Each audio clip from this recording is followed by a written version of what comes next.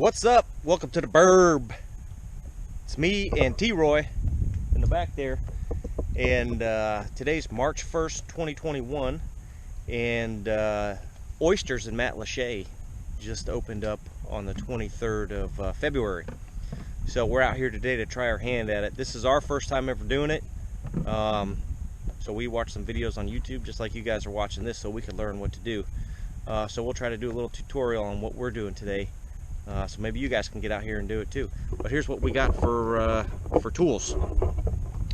We got some 5-gallon buckets. We got gloves. We got screwdriver to break the oyster clusters apart. You got to break the oyster clusters apart because some of the oysters are smaller and the regulation is 3 inches long or bigger. So if you got the smaller ones, you use the screwdriver, you prime, and you drop the smaller ones in the water. What else we got? We got a measure stick. Here, hold that up. We got the measure stick. It's a lobster stick, but it's 3 inches, so should do the trick. And the regulation on oysters is such that it was how many pound bags? 60? I think it was 2 60-pound bags, which is a ton of oysters. And me and him are eating oysters. We don't need that much. So we're just out here gonna collect some, maybe give some of them to our friends and stuff like that. And this is pretty cool, especially if you're gonna have a party with some friends of bourbon. You can supply oysters, and it's fun to come out here and do with your family or friends as well. So this is a little shot of what it looks like out, y'all. Lots of oysters. Big old pelican up there gonna watch us. Stay tuned, we're gonna get them. So anyway, we have found a cluster here. One of these oysters is 3 inches long.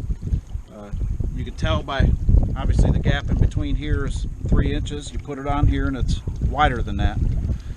So we're gonna go ahead and take this guy away from the rest of the cluster because you have to leave the rest of the cluster behind so that way they can grow big like this guy. So, never done this before. We're gonna see how this goes. Look at that. It's like magic. And then you got to knock these little guys off here,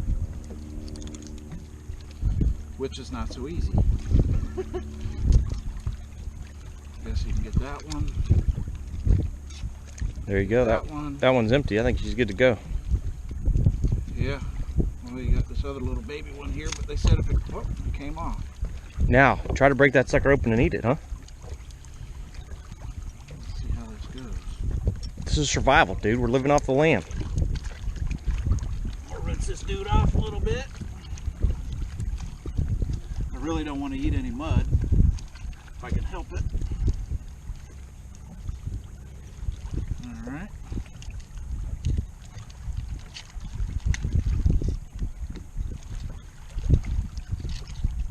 Man, they're just breaking apart like crazy. There it is. Is it in there? Yeah. Oh man, look at that. Let me get a little camera view. There it is, man. That's cool. So that's what you're looking for. Now we're going to see how this dude tastes.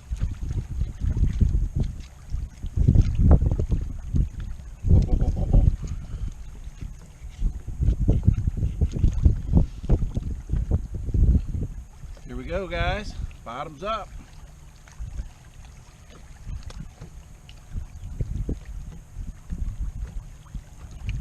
Store-bought? Those are good. Yeah? Those are real good. I don't know if we're going to take any home. Oh, man. That's all right, man. Those are good. And that's it. That's cool. All right, so that's our first oyster of the day.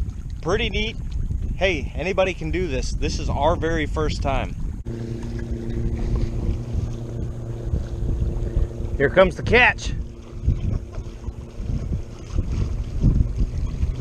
Tide's definitely come up. Water's hitting my boots. I know, I told you I had to walk across that. I walked through the middle. Damn. Pretty cool, huh?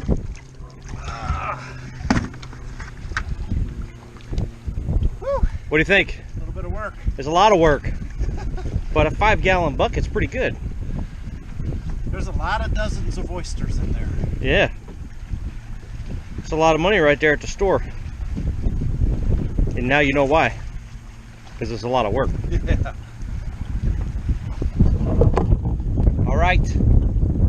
head back to shore, and we'll talk about our experience in the field. All right, so first time ever for both of us doing the oystering. What do you think about it? As in a whole, was it easy? Was it difficult? What do you think? Well, it's kind of both. I mean, really took kind of a learning curve to kind of figure out where they were, where the good ones were. I mean, shit, there was oysters everywhere. It's time consuming, but then I feel like if you look back at it, and we have 2 5-gallon buckets, it really wasn't that bad. That's a lot of oysters. Well, what's funny is when we got back to the boat and you said it was almost noon or 11:30 or whatever, I was like, dang, because what time did we get out there? Probably 9:30? Ultimately, yeah. It didn't feel like 2 hours. No, we were busy, so it went fast. I think that one thing that I would do in the future if we did it again is rather to keep walking back and forth to the bucket, because that eats up a lot of time, is to have a bag or something that you can hook to your waist, almost like you do with lobsters. Something like that you can dump them right into. When it gets heavy enough, then you walk and dump them in your bucket. Right. Otherwise, because your bucket's floating away out there. Either that or maybe take a pool noodle or something like that, you know what I mean? Put it around the bucket and just tether the bucket. Oh, and let it float? Yeah. You could do something like that. Yeah, I don't know. That was fun. It's going to be interesting to see the amount of meat that's in these things compared to, say, the ones that you go by at the restaurant or the store. Well, some of them when we're out there, they broke open, because I think that's just the nature of doing it. And there's nothing you can do about that, which is unfortunate. But some of them that broke open, it was a decent piece of meat in there. Yeah.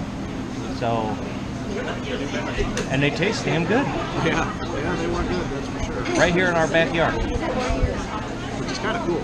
Yeah. It's kind of cool. I want to try clamming. I got to try to figure out clamming, Scalloping. I can't do that around here. I know, we just have to go north. Now, what's crazy about it is out by Captivity Pass, I've seen scallops out there. Right. Well, they're out here. They're out here. If you go out off of Pineland and bang a left, they're out there too. But you can't take them. I know.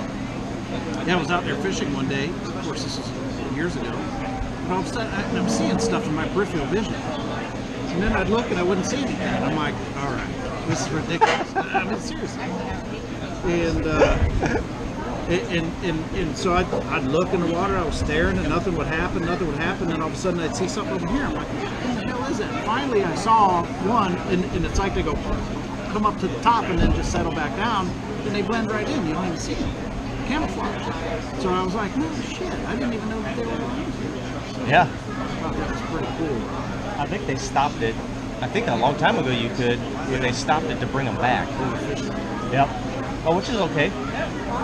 So, you think your kids would want to do this oystering, or you do think they got the patience? I don't think that they have the coordination, to be honest with you, to be stepping on those rocks. Because a lot of those oyster clumps are big, and if you don't have good balance, it'll throw you down. If you get thrown down in that stuff, you're going to get cut. Yeah, you don't want to do that. That's all there is to it. And the fact that you got to be able to use your hands, to measure, to break them apart without pushing the screwdriver down into your hand. There's a couple times it got a little close, but I don't know. But I think the kids on the boat would be okay if I brought, some shrimp and a pocket cork and cast them out into the grass flat out there and catch fish. Yeah. Or at least trying it. Yeah. It was cool, man. It was definitely a cool experience, and 5 gallons each. That's a lot. At least $100 worth. I'm going to tear them up tonight. Well, $100 worth, if you go anywhere, they're at least probably $12 a dozen. That's on the cheap side. Yeah. And I saw them the other day for $19.99 for 12, for a dozen. And then somebody else I was talking to said they were $15.99 per dozen. Like, whoa. Yeah, forget that. It's more fun to go out there and do it and eat my own catch. No, and it's almost more rewarding. Yep. Living off the land. You know what I mean? It's kind of cool to put that in your back pocket, to where if crap ever did hit the fan, you could survive. Yep. Easy. Especially when you live on Pine Island. Yeah. All right. I mean, you can hunt. You know, the two of us could hunt. Yep. Two of us could fish. Obviously, we can do that. There's got to be. I mean, we've done shrimping stuff before. You know what I mean? There's.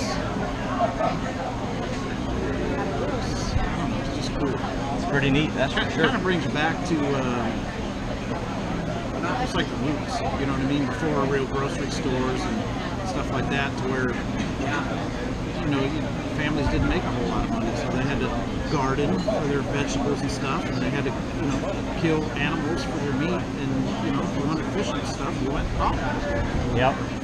It's very brings back. All we got to do now is get the mullet netting back in business, and we'll be all right. No. I know, I'm just kidding. That decimated our water so bad. I know it did. All right, everybody. Gonna conclude it. Hope you had a good time watching this, because we had fun making it. We'll see you next time. Here we are gearing up to go. Troy's gonna fill the boot. Fill the boot. Gotta get my gloves, my screwdriver.